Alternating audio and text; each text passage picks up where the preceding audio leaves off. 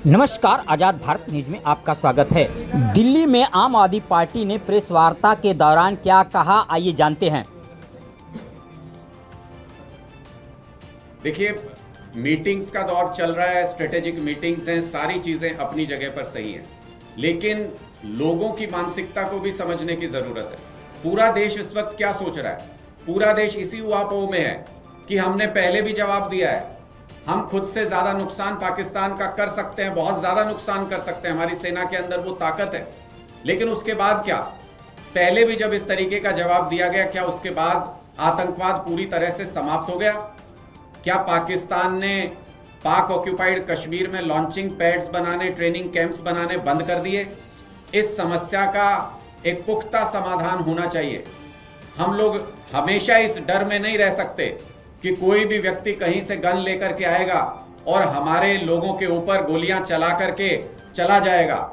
ऐसा मुमकिन नहीं है। इसलिए पूरे भारतवर्ष की एक एक व्यक्ति की इस वक्त ये इच्छा है कि पाक ऑक्यूपाइड कश्मीर को ही वापस लाना चाहिए, तभी इस समस्या का निर्णायक समाधान हो सकता है।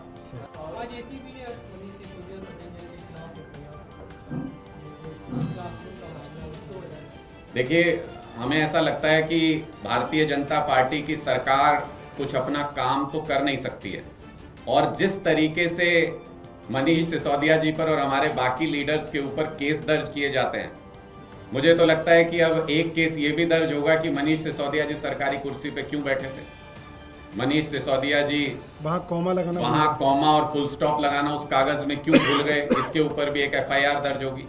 तो इनको 5 साल तक भारतीय जनता पार्टी की सरकार को कोई काम नहीं करना है, इनको बस यही ड्रामेबाजी करनी है। कभी इस मामले पे केस दर्ज कर दिया, कभी उस मामले पे केस दर्ज कर दिया। मैं फिर से कहता हूं, ये महज इत्तेफाक नहीं हो सकता है कि दुर्गेश पाठक जी को गुजरात का सह प्रभारी बनाया गया, उनके खिलाफ एफआईआर दर्ज हो जाती है, उनके घर पे रेड हो जाती है।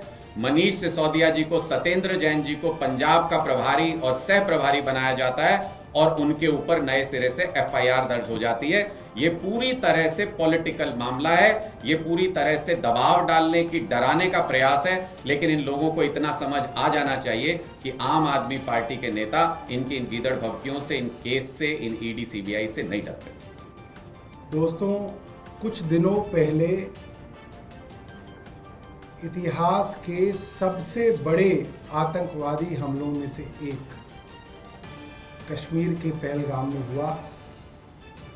चुन चुन के हमारे भारतीयों को आतंकवादियों ने मारा, और आज पूरा देश गुस्से में है। हमारे देश के युवा उबल रहे हैं। पूरा का पूरा देश आज केंद्र सरकार के साथ खड़ा हुआ है, और पूरा का पूरा देश केंद्र सरकार की तरफ देख रहा है कि आप पाकिस्तान पे निर्णायक कार्रवाई करिए। हम आपके साथ हैं, हम भारतीय सेना के साथ खड़े हैं।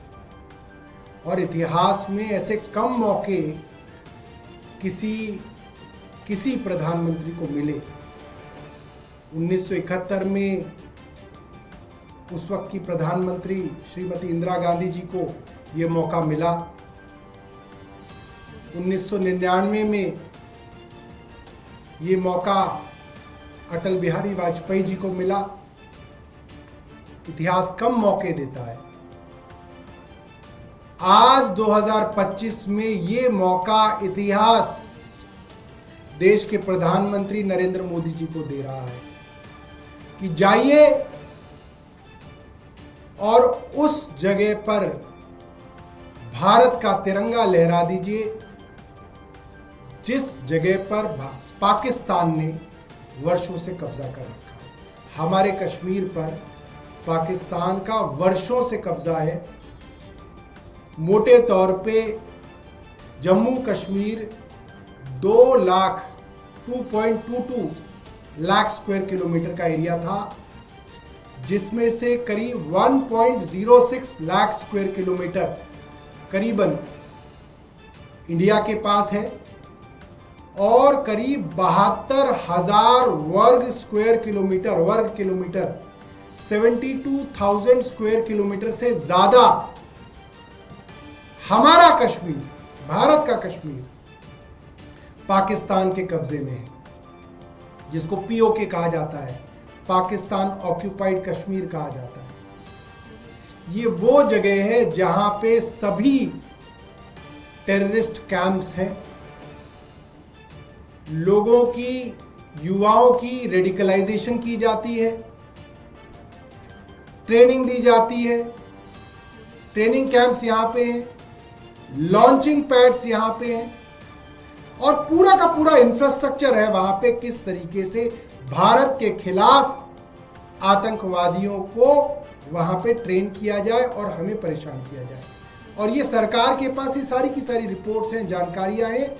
ये पीओके में ही ये पूरी की पूरी आतंकवादियों की फैक्ट्री है, जहां से आतंकवादी नए नए बनते हैं और यहां भेजे जाते हैं। आज पूरा देश भारत की सरकार के साथ खड़ा है। हिंदू हो, मुसलमान हो, सिख हो, ईसाई हो, जैन हो, बौद्ध हो, सब लोग आज भारत की सरकार के पीछे खड़े हैं, कह रहे हैं कि आप कुछ कीजिए। हमें और पूरे हिंदुस्तान को भारतीय सेना और अपने सैनिकों के पराक्रम पर पूरा भरोसा है। प्रधानमंत्री जी, आप इशारा करिए फौज को, फौज के सूरमा पीओके को लाके भारत में वापस जमा करेंगे। सवाल यह है कि क्या सरकार को भारत की फौज के पराक्रम पर भरोसा है? और अगर है तो ये वक्त आ गया है जब पीओके हिंदुस्तान में वापस आए। जैसा सौरभ जी ने अभी कहा कि देश के लोगों का इस वक्त ये मन है, इस वक्त पूरे देश में एक आम राय है कि पाकिस्तान के खिलाफ जो कार्रवाई हो वो निर्णायक हो। इससे पहले भी कई बार ऐसा हुआ है कि पाकिस्तान ने हमें आंख दिखाने की कोशिश की, हमारी धरती पर आतंकी घटनाओं को अंजाम दिया और उस समय की सरकारों ने पलटवार करते हुए, जिसका सबसे ताजा उदाहरण आप जब इससे पहले पुलवामा में जब आतंकी घटना को अंजाम दिया गया था तो भारत की सरकार ने मुंहतोड़ जवाब पाकिस्तान को दिया और वहां के एक आतंकी कैंप को नष्ट किया गया। लेकिन उसके बावजूद आप देखिए, पाकिस्तान ऑक्यूपाइड कश्मीर का इस्तेमाल कर करके दोबारा से आतंकियों को खड़ा किया जाता है, दोबारा उन कैंपों को बना लिया जाता है, दोबारा लॉन्चिंग पैड्स को तैयार कर लिया जाता है। इसका सीधा सा उदाहरण यह है कि अगर आपको मच्छर खत्म करने हैं तो मच्छर मारने से काम नहीं चलेगा। जहां से मच्छर पैदा हो रहे हैं उस जगह को साफ करना पड़ेगा, उस जगह को अपनी मिल्कियत में लेना पड़ेगा, अपने काबू में लेना पड़ेगा। इसलिए आज पूरे देश का जिस तरीके की घटना, जिस तरीके की कोशिश देश को धार्मिक आधार पर बांटने की आतंकियों ने की, जिस तरीके की आतंकी घटना को अंजाम दिया, उसके बाद पूरा देश एक राय है कि पीओके को निर्णायक तौर पर भारत में वापस लेना चाहिए।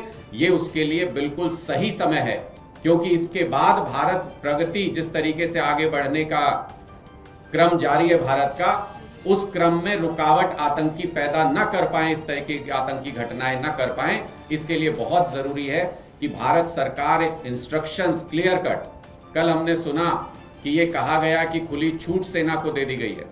सेना तो पूरी तरह से तैयार है, सैनिकों के पराक्रम पर, सेना के पराक्रम पर पूरे देश को पूरा भरोसा है।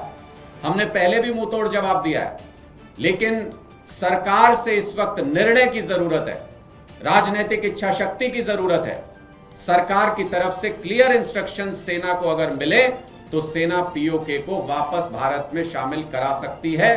पीओके का हमारा जो धोखे से लिया हुआ, क्योंकि एक सेशन में तो पूरा का पूरा जम्मू कश्मीर भारत के साथ आया था, पूरा जम्मू कश्मीर राज्य भारत के साथ शामिल हुआ था, लेकिन उसको धोखे से पाकिस्तान ने जो कब्जा किया, आज ये सही मौका है, पीओके को भी वापस लेना चाहिए और आतंकियों की समस्या को भी पूरी तरह जड़ से खत्म कर देना चाहिए। जब उनका ब्रीडिंग ग्राउंड ही नहीं बचेगा तो फिर आतंकी पैदा होने भी बंद हो जाएंगे। ये निर्णय अब सरकार को लेना है कि उनकी राजनीतिक इच्छा शक्ति किस तरीके की है। इससे पहले श्रीमती इंदिरा गांधी जी ने राजनीतिक इच्छा शक्ति दिखाई थी, वाजपेयी जी ने ये कहा था कि शांति हम लोग कोशिश कर सकते हैं, शांति के लिए पूरी दुनिया ने देखा है, और अब शक्ति, हमारी शक्ति का प्रदर्शन भी पूरी दुनिया देखेगी, और उन्होंने भी वो राजनीतिक निर्णय लिया।